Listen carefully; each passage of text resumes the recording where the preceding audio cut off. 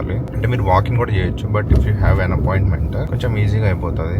There is any rush. వెళ్ళి గంటసేపు ఏం వెయిట్ చేస్తామని చెప్పి లైక్ నైట్ ఉన్న స్నోకి మిర్రర్ అంతా ఇట్లా అయిపోయింది.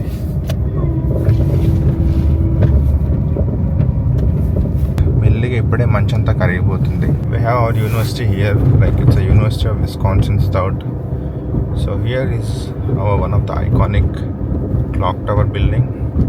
దీన్ని బౌమెన్స్ హాల్ అంటారు. యూఎస్లో కటింగ్ చేయించుకోవాలంటే అక్షరాల 2000 ఉండాలి నీ దగ్గర. లైక్ $20, 91 అనుకుంటా డాలర్. $1 ఈక్వల్ టు 91 రూపీస్ అనుకుంటా. It's near to 2000. నా జీవితంలో అనుకోలే 2000 పెట్టి కటింగ్ చేయించుకుంటాను. Yeah, the first time is mine. మీరు చూసుకున్నట్టయితే యూఎస్లో కటింగ్ చేయించే వాళ్ళు మొత్తం అమ్మాయిలే ఉంటారు బేసిక్గా. అబ్బాయిలు ఎవరు ఉండరు mostly. Sorry, okay, thank you. Thank you. This side I got some like minimal hair like this way, so I just don't want to expose that. Maybe leave it a little heavier through there. Maybe keep the blend low. Yeah.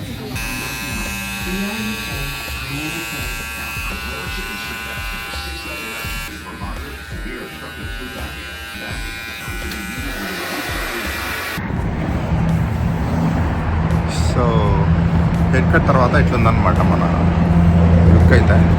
బేసిక్గా ఈసారి కొంచెం short చూపిద్దామని ముందుగానే fix అయ్యాను. Have a lake అనమాట. It's called the second largest lake in USA. మొత్తం ఫ్రోజ్ అయిపోయింది recent టైమ్స్లో. ఇట్స్ ఆల్ ఫ్రోజన్ ఐస్ అనమాట ఇప్పుడు ఆ లేక్ అంతా కూడా. లో ఉన్న కటింగ్ షాప్ స్పెషాలిటీ ఏంటంటే మీరు వన్స్ మీ ఫోన్ నెంబర్ మీ ఈమెయిల్ తో లింక్అప్ అయ్యి, అంటే మీకు ఎక్కడికి వెళ్ళినా గ్రేట్ క్లిప్స్ అనేది కామన్ గా ఉంటుంది. యూఎస్ లో నువ్వు ఏ సిటీ ఏ స్టేట్ లో ఏ టౌన్ కి వెళ్ళినా కూడా ఒక గ్రేట్ క్లిప్స్, ఒక వాల్మార్ట్, ఒక కాస్కో, ఒక మార్షల్స్. వాల్మార్ట్ గ్రోసరీ, కాస్కో కూడా కొంచెం ఇండియన్ గ్రోసరీస్ అవి ఇవి ఉంటాయి. Great clips cutting shop, marshals బట్టల షాప్. పిక్ ట్రిప్ కొన్నిట్లో షెల్ అని ఉంటది, కొన్నిట్లో బీపీ అని ఉంటది. ఇవేంటంటే పెట్రోల్ షాప్ అనమాట. ఒకవేళ మీరు వేరే స్టేట్ కి వెళ్ళి వేరే సిటీకి లేకపోతే వేరే టౌన్ కి వెళ్ళినా కూడా మీరు అక్కడ గ్రేట్ క్లిప్స్కి వెళ్తే వన్స్ మీ ఫోన్ నెంబర్ తో మీరు అపాయింట్మెంట్ బుక్ చేసుకుంటే అక్కడ పర్సన్ మారినా కూడా వాళ్ళకి ఇన్స్ట్రక్షన్స్ వస్తాయి అనమాట. లైక్ ఇతనికి ఇట్లా కట్ చేయాలి, ఇతని ఇన్స్ట్రక్షన్స్ ఇవి, ఇతని హెయిర్ కట్ ఇది అని చెప్పి మీకు ఎగ్జాక్ట్ హెయిర్ కట్ అదే ఇదిలో వస్తుంది. కొంచెం ఒక 1-2% అటు ఇటు అయినా కూడా బట్ సేమ్ వస్తుంది అనమాట హెయిర్ కట్ మాత్రం. సో అదొకటి నాకు బాగా నచ్చింది. ఇక్కడ తీసుకుంటున్నావు కారు? లేదు, హరిరామ్ తీసుకెళ్తున్నాడు. అచ్చా. సో బేసిక్గా సిచ్యువేషన్ ఏంటంటే మనోడు కార్ కొందామని రీసెంట్గా ట్రై చేస్తున్నాడు, బట్ ఇది ఇప్పుడు వెళ్ళిపోతున్నాడు అని చెప్పా కదా. బాబా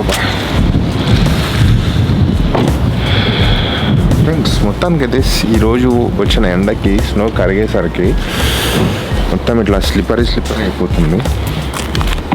ఈరోజైతే మనం వీళ్ళిద్దరి నుంచి మంచిగా అసలు జాబ్స్ ఎట్లా అయింది, అసలు ఎట్లా హజిల్ చేసినారు ఒక జాబ్ రావడానికి యూఎస్ఏలో మాస్టర్స్ అయిపోయిన తర్వాత అని చెప్పి అయితే చాలా టిప్స్ అండ్ ట్రిక్స్ ఉంటాయి.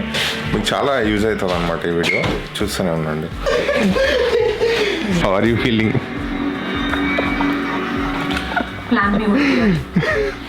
ఫీలింగ్ అంటే ఏముంది, ఇంకా ఒంటరిగా బతకాలి. I'll give some information అనమాట. He's Hariram Singh Naik Tejawat.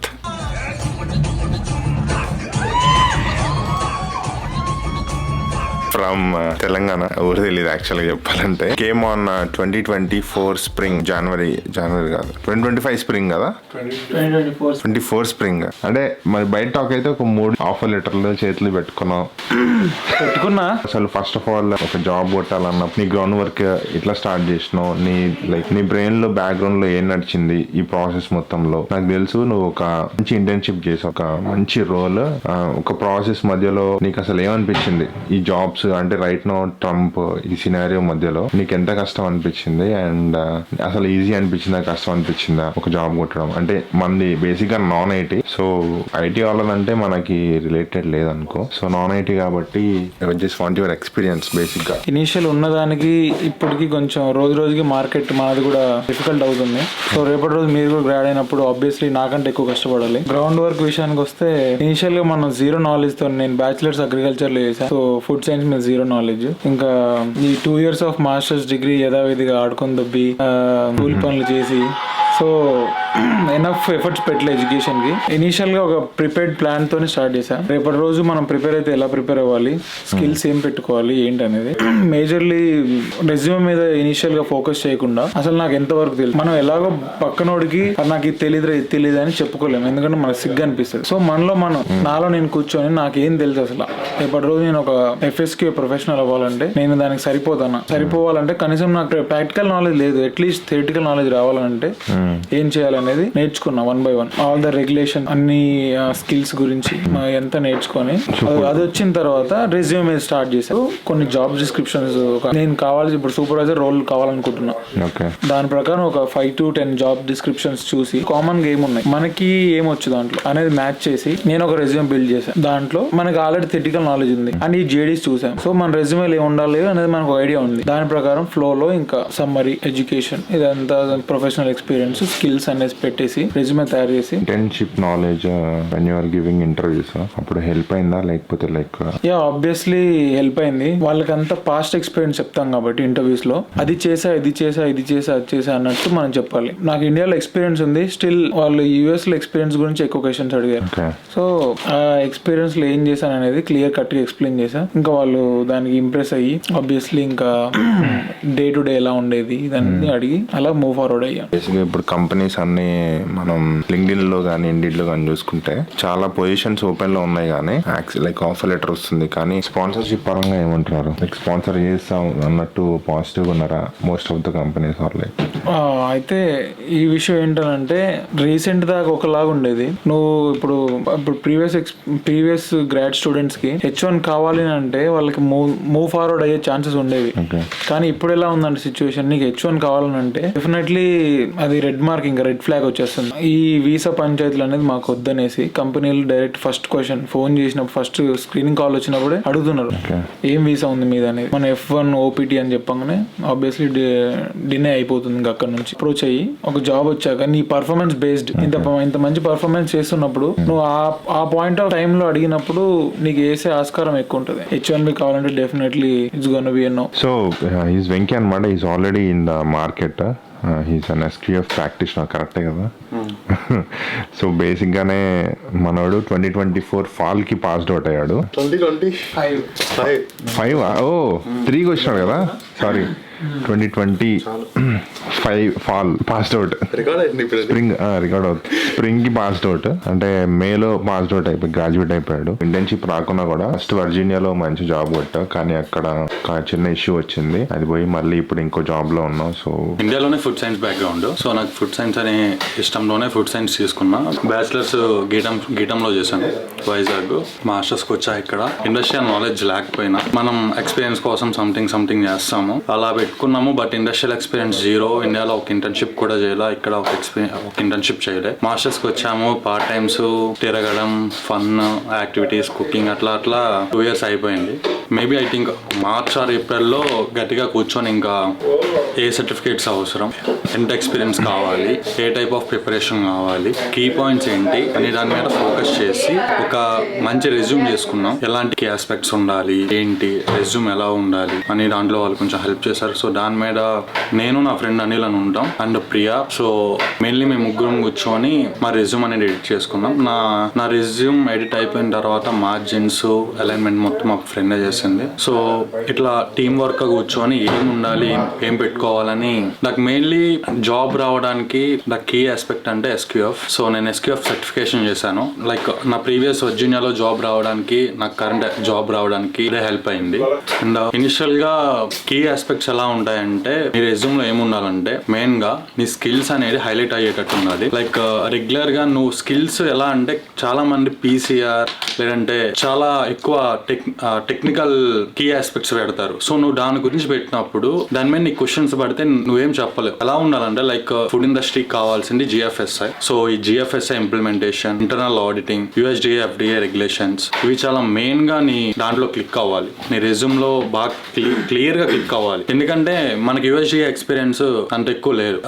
నా రెజ్యూమ్ లో నాకు ఎక్కడ USDA ఎక్స్పీరియన్స్ పెట్టడానికి ఛాన్స్ ఉండదు. సో నేనేం చేశానంటే, ఈ స్టూడెంట్ మేనేజర్ గా పనిచేసిన దాన్నే యూఎస్డిఏ ఎఫ్డిఏ ఎక్స్పీరియన్స్గా కన్వర్ట్ చేసుకొని సో దాని కీ పాయింట్స్ హైలైట్ చేసుకున్నా, రెజ్యూమ్ చేసి దాని స్టార్టింగ్లో ఎట్లా అంటే చాలా స్ట్రగుల్ అయ్యా. సో మా ఫ్రెండ్స్ అందరికీ కాల్స్ వచ్చేవి. ఇనిషియల్గా లైక్ 1 month వరకు నాకు జస్ట్ 1 or 2 టెక్నీషియన్ కాల్స్ వచ్చాయి, అవి తప్ప ఏం రాలేదు. సో ఏం చేయాలి అట్లా చూసుకుంటూ అదే రెజ్యూమ్తో అలా చేంజెస్ చేసుకుంటూ అప్లై చేశా. సో దెన్ ఆఫ్టర్ మంచి supervisors calls, specialist calls, technicians అలా వచ్చాయి. సో ఫైనల్గా సిస్కోలో టెక్నీషియన్ వచ్చింది ఫస్ట్ టైం, దాని తర్వాత క్వాలిటీ సూపర్వైజర్ వచ్చింది వర్జీనియాలో. సో అక్కడికి వెళ్ళాను. సో అక్కడ ఎన్విరాన్మెంట్ కొంచెం సెట్ అవ్వలే, మళ్ళీ స్టెప్ బ్యాక్ తీసుకొని చేతిలో జాబ్స్ ఏం లేవు, వెంటనే మళ్ళీ రిజైన్ చేసి మళ్ళీ 1 month లో ఆ ఎక్స్పీరియన్స్ యాడ్ చేసుకొని మళ్ళీ 1 month లో జాబ్ తెచ్చుకోవడానికి ట్రై చేశాను. అండ్ లక్కీలీ 2 jobs వచ్చాయి. దీంట్లో మళ్ళీ SQF ప్రాక్టీషనర్ మంచి జాబ్, ఇన్ ఫ్యూచర్ చాలా బాగుంది అని దానికి వెళ్ళాను. సో ఫర్ రెజ్యూమ్ లో నీకు ఎలా ఉండాలంటే నువ్వు క్వాలిటీ సైడ్ చూసుకుంటే మంచి ఎక్స్పీరియన్స్ పెట్టుకోవాలి, లైక్ అట్లీస్ట్ 2 years ఎక్స్పీరియన్స్ అనేది నీకు అక్కడ కనిపించాలి. ఇంటర్న్షిప్ ఉన్నా లేకపోయినా జాబ్ డిస్క్రిప్షన్ లో మంచి పాయింట్స్ పెట్టుకోవాలి, లైక్ కీ పాయింట్స్ ఉంటాయి. ATP swap testing, environmental monitoring, USDA FDA regulations, third party audits like SQF, BRCGS and microbial testings, approved supplier verification. నువ్వు లైక్ నీ టెక్నీషియన్స్ ఉంటే నువ్వు ఎలా ట్రైన్ చేసేవాడివి, ఇలాంటి కీ ఆస్పెక్ట్స్ అనేవి నీ జాబ్ డిస్క్రిప్షన్ లో బాగా కనిపించాలి. అండ్ ఫర్ ఇంటర్వ్యూకి వస్తే సో చాలా స్క్రీనింగ్ కాల్స్ లో నీకు HR కాల్ చేసినప్పుడు నిన్ను అడిగిద్ది నీకు H1B కావాలా అని. సో ఆ టైంలో మనం ఇనిషియల్ గెస్ అని చెప్తే మనకు ఫాలో అప్ కాల్ రావాలి. కొంతమంది డైరెక్ట్ గా నువ్వు లేదు అని చెప్పినా కానీ నీకు ఫాలో అప్ క్వశ్చన్ అడుగుతారు. నువ్వు కరెంట్లీ H1B కావాలంటే నో అని చెప్తే నువ్వు కరెంట్లీ ఏ వీసా మీద ఉన్నావు అని క్వశ్చన్ పడితే మనం ఏం చేయలేము అప్పుడు. సో ఆ క్వశ్చన్ పడిందంటే నువ్వు అప్పుడే హోప్ వదులుకో. మిగతా ఎలా అంటే స్క్రీనింగ్ కాల్స్ లో నిన్ను HR స్క్రీనింగ్ ఏముండరు, జస్ట్ కాల్ చేసి నీకు ఈ అవర్స్ ఓకేనా, నీకు ఈ ఎన్విరాన్మెంట్లో వర్క్ చేయడం ఓకేనా, నీకు కోల్డ్ ఎన్విరాన్మెంట్లో వర్క్ చేయడం ఓకేనా, నీకు ఈ పే ఓకేనా, జస్ట్ అలాగే అయిపోద్ది. సో నెక్స్ట్ అనేది డిపెండ్స్ ఆన్ కంపెనీ బట్టి, పొజిషన్ బట్టి మనకి రౌండ్స్ ఉంటాయి. వన్ రౌండ్ లో అవ్వచ్చు, 2 rounds or 3 rounds, కొన్నిసార్లు అయితే 4 rounds. సో కొన్నిసార్లు ఏంటంటే ఆ ఇంటర్వ్యూ కోసం at least 45 days to 2 months wait చేయాల్సిన సిచ్యువేషన్ కూడా వచ్చింది. లైక్ నువ్వు ఒక్కసారి ఇంటర్వ్యూ ఇస్తే నీకు దాని రిప్లై 2 months తర్వాత, లైక్ 2 weeks తర్వాత వచ్చింది. అది నీకు రిజెక్షన్ రావాలన్నా లేదంటే నెక్స్ట్ రౌండ్కి వెళ్ళాలన్నా అట్లీస్ట్ మధ్యలో గ్యాప్ 2 weeks వస్తుంది. అండ్ క్వశ్చన్స్ అంటావా, నాకు ఇప్పటి వరకు అయితే మోర్ టెక్నికల్ క్వశ్చన్స్ ఎక్కడా పడలే. జస్ట్ అంత టెక్నికల్ క్వశ్చన్స్ అంటే నేను వర్క్ ఫేస్ చేసిన ఏంటంటే ఎలర్జెన్స్ ఏంటి, ఎన్ని ఉంటాయి, హెసాబ్ అంటే ఏంటి, ప్రిన్సిపల్స్ ఏంటి, కాపా అంటే ఏంటి. సో ఈ type like 1 word single questions, దాని గురించి నీకు బేసిక్ నాలెడ్జ్ ఉందా లేదా అన్న ఈ టైప్ లో ఉన్నాయి తప్ప డెప్త్ గా వెళ్ళి నువ్వు అది చేసావా దాని గురించి చెప్పు, దాంట్లో ఈ ప్రిన్సిపల్ చెప్పు, లైక్ ఆ టైప్ ఆఫ్ టెక్నికల్ గా నాకు ఎప్పుడు పడలేదు. కీవర్డ్స్ అన్ని నీకు వచ్చి ఉండాలి, హెసాబ్, SQF, JFSI, third party audits, internal audits. So ఈ కైండ్ ఆఫ్ నీకు అంతా మినిమం అవంటే ఏంటి, అవి ఎవరు చేస్తారు, ఎలా చేస్తారు అని మినిమం నాలెడ్జ్ ఉంటే నీకు అక్కడ అయిపోద్ది. టెక్నికల్ అంత ఏముందో మోస్ట్ ఎక్కడ ఎఫెక్ట్ అయ్యేది ఎక్కడంటే బిహేవియరల్ క్వశ్చన్ అడుగుతాడు. సో వాడి మూడ్ బట్టి, కంపెనీ బట్టి ఈ క్వశ్చన్ అని వచ్చిందని చెప్పలేము. కాన్ఫ్లిక్ట్స్ జరిగితే నువ్వు ఎలా మేనేజ్ చేస్తావు, నీ వర్క్ స్టైల్ ఏంటి, నువ్వు 5 years తర్వాత ఎక్కడ ఉండాలనుకుంటావు, ఇంట్లో ప్రౌడెస్ట్ మూమెంట్ ఏంటి, ఒక విషయం నీకు నచ్చింది నువ్వు ఇంప్లిమెంట్ చేయాలనుకున్నది ఎవ్రీవన్ ఇన్ ద కంపెనీ లో ఒబే చేస్తే నువ్వు దాన్ని ఎలా హ్యాండిల్ చేస్తావు, దాన్ని ఇంప్లిమెంట్ ఎలా చేస్తావు వాళ్ళంతా నీకు కాదని. సో ఈ కైండ్ ఆఫ్ బిహేవియరల్ క్వశ్చన్స్ ఉంటాయి. చెప్పారంటే ఒకవేళ నువ్వు మే గ్రాడ్యుయేట్ అయితే అట్లీస్ట్ నువ్వు మార్చ్ నుంచి డైలీ 1 topic. సో మన సీనియర్స్ ఉండొచ్చు, మన ఫ్రెండ్స్ ఉండొచ్చు, ఆల్రెడీ ఎగ్జిస్టింగ్ లో ఉన్న వాళ్ళు. సో వాళ్ళ దగ్గర నుంచి నీకు ఎవరైతే క్లోజ్ ఉంటారో సో వాళ్ళ వర్క్ ఏంటి, వాళ్ళ రెస్పాన్సిబిలిటీస్ ఏంటి, వాళ్ళ డ్యూటీస్ ఏంటి అని తెలుసుకొని నీకు ఏవైతే డౌట్స్ ఉన్నాయో వాళ్ళ దగ్గర నుంచి at least like 2 days or 3 days at least నువ్వు 1 topic ప్రిపేర్ అయినా నువ్వు గ్రాడ్ అయ్యే టైంకి నీకంటూ ఒక మినిమం బేసిక్ నాలెడ్జ్ వచ్చింది. ఎందుకంటే మన ఎవరికి ప్రాక్టికల్ నాలెడ్జ్ లేదు. మనమంతా ఎట్లా అంటే చదువుకొని దాన్ని ప్రాక్టికల్ గా చేసినట్టు నువ్వు అక్కడ చెప్పాలి. So it's not an easy task. మన ఫ్రెండ్స్ చెప్పారు ఇది బ్రెయిన్ లో ఉంచుకున్నా నీకు చెప్పేస్తా అక్కడికి వెళ్ళాలంటే కష్టం. నువ్వు బుక్ పెట్టుకొని క్లియర్ గా నువ్వు ఫాలో అప్ అయితే తప్ప నువ్వు అంత ఈజీగా ఎగ్జైట్ అయ్యావు. ఎందుకంటే నీకు ఒకే క్వశ్చన్ ఒకే ఆన్సర్ ఉండేది. నువ్వు ఈ టైప్లో అడిగితే ఇలా చెప్పుకుంటా అనుకుంటావు, కానీ నీకు అదే క్వశ్చన్ మార్చి అడుగుతారు. నీకు క్వశ్చన్ చేంజ్ అయ్యింది కానీ ఆన్సర్ సేమే. So most of the behaviour questions అలాగే ఉంటాయి. అంటే ఇనిషియల్ గా నీకు అప్లై చేసేటప్పుడు ఎలా అంటే, సో ఇప్పుడు నువ్వు గ్రాడ్ అయ్యావు, ఇనిషియల్ గా స్టార్ట్ చేస్తున్నావు అంటే ఒక బుక్ పెట్టుకొని, సో ఈ రోజు నువ్వు 10 అప్లికేషన్స్ పెడితే 10 అప్లికేషన్స్ డేట్ ఏం అప్లై చేసావు అని కొంచెం ట్రాక్ చేసుకుంటా ఉంటే ఇనిషియల్ గా నీకు ఒక ఐడియా వచ్చింది. అండ్ ఇంటర్వ్యూస్ ఇచ్చేటప్పుడు నువ్వు ఎలా చెప్తున్నావు అనేది నీకు తెలియాలనుకుంటే లైక్ స్క్రీన్ రికార్డింగ్స్ పెట్టుకొని, లేదంటే పక్కన నీ ఫ్రెండ్ ఎవరన్నా ఉంటే వాళ్ళు పెట్టుకొని, లైక్ నీ గురించి నీకంటే పక్కన ఎవరన్నా వింటే నువ్వేం మిస్ చేస్తున్నావో వాళ్ళు చెప్పొచ్చు. లేదంటే నువ్వు ఇంటర్వ్యూ అయిపోయిన తర్వాత ఆ స్క్రీన్ రికార్డింగ్ ఓపెన్ చేసుకొని నువ్వు అది విన్నావు అనుకో, సో నీకే అర్థమైంది నువ్వు ఎక్కడ మిస్టేక్ చేస్తున్నావు. సో ఈ కైండ్ ఆఫ్ లో ప్రిపేర్ అవ్వాలి. లైక్ లేటర్ ఒక 20 days 30 days అయిన తర్వాత నువ్వు బల్క్ లో జాబ్స్ అప్లై చేయాలి. సో ప్రతిదీ నువ్వు అప్పుడు రాసుకోవాల్సి లేదు. కానీ ఇనిషియల్ గా నువ్వు అలా స్టార్ట్ చేసావు అనుకో, నీకంటూ ఒక ఐడియా వచ్చింది. ఇనిషియల్ గా ఏంటంటే నీ రెజ్యూమ్ బాగుండా లేదా అని నీకు తెలియాలి. సో నువ్వు ఎన్ని కంపెనీస్ అప్లై చేసావు, నీకు ఎన్ని రిజెక్షన్స్ వచ్చాయి, ఎన్ని కాల్స్ పిక్ అయ్యాయి, అసలు ఎన్ని రెస్పాన్సెస్ లేవు అనేది నీకు ఒక తెలిస్తే నీ రెజ్యూమ్ బాగుండా లేదా చేంజెస్ చేసుకోవాలనేది నీకు ఒక ఐడియా వచ్చింది. సో లేటర్ నీ రెజ్యూమ్ అనేది ఒకటి బాగుంది అన్నప్పుడు నువ్వు ఎలా అప్లై చేసుకో. Indeed or LinkedIn daily possible నీకు ఎన్ని పాసిబుల్ అయితే అన్ని జాబ్స్. అట్లీస్ట్ లైక్ మేమైతే 700 జాబ్స్ దాకా అప్లై చేస్తున్నాం ఓన్లీ ఫర్ జాబ్. నీకు ఎన్ని కనిపిస్తాయి అన్ని జాబ్ డిస్క్రిప్షన్ ఉందా చూసుకున్నావా, నీకేమన్నా మ్యాచ్ అవుతున్నాయా. ఈవెన్ ఎలా అంటే కొన్నిసార్లు నువ్వు ఏ కంపెనీకి అప్లై చేసావో ఏ కంపెనీ కూడా కాల్ చేసావో నీకు తెలియదు. ఆ కైండ్ ఆఫ్ సిచ్యువేషన్ ఉండేది. మన వన్స్ మనకి ఆఫర్ నచ్చి పొజిషన్ రోల్ నచ్చి సో ప్యాకేజ్ దగ్గర ఏమైనా నెగోషియేట్ చేసావా? లైక్ డిఫరెంట్ నీకు 3 jobs వచ్చినాయి, ఉన్న వాటిల్లో హై ప్యాకేజ్ జాబ్కి వెళ్తావా, లేకపోతే బెస్ట్ రోల్ సెలెక్ట్ చేసుకోవా, లేకపోతే వర్క్ ఎన్విరాన్మెంట్ మొత్తం తెలుసుకొని like how did you prefer your company? నా థాట్ ప్రాసెస్ ఎలా ఉంటుందంటే, ఎవరి పిఓవి వాళ్ళకి సపరేట్ గా ఉంటుంది point of view. Rather than focusing on money, నేను రోల్ గానీ కంపెనీ గానీ ఫోకస్. ఎందుకనంటే మనీ అనేది నువ్వు ఇప్పుడు ఈ రోజు చూసుకుంటావు, కానీ ఇప్పుడు సపోజ్ మనం ఒక మంచి బ్రాండెడ్ కంపెనీలో, ఇప్పుడు ఎగ్జాంపుల్ కొనాగ్రా బ్రాండ్స్ కానీ లాంటి కంపెనీలో జాయిన్ అయ్యాం అనుకో, అక్కడ నువ్వు రోజు చాలా కేసెస్ చూడడానికి ఉంటాయి అండ్ నువ్వు చాలా కేసెస్ తో డీల్ చేస్తావు. సో ఆ కేసెస్ నుంచి నీకు ఎంఎన్సీ మైండ్ సెట్ అనేది నీ మైండ్ లో పట్టుకుని, ఎంఎన్సీ కంపెనీ అలాంటి కేసెస్ ని ఎలా డీల్ చేస్తా అనేది నీకు ఒక ఐడియా వచ్చింది. ఆడియన్స్ కి the most exciting and interesting ఒక క్వశ్చన్, అంటే చాలా మందికి ఆల్రెడీ ఉండే ఉంటుంది, అంటే పైసల గురించి. Like how much package you guys got, like అంటే అరౌండ్ పర్ అవర్ కాకపోయినా కూడా. యాక్చువల్గా ఏంటంటే మనకి సాఫ్ట్వేర్ లాగా 200K 150K ఏమి ఉండవు.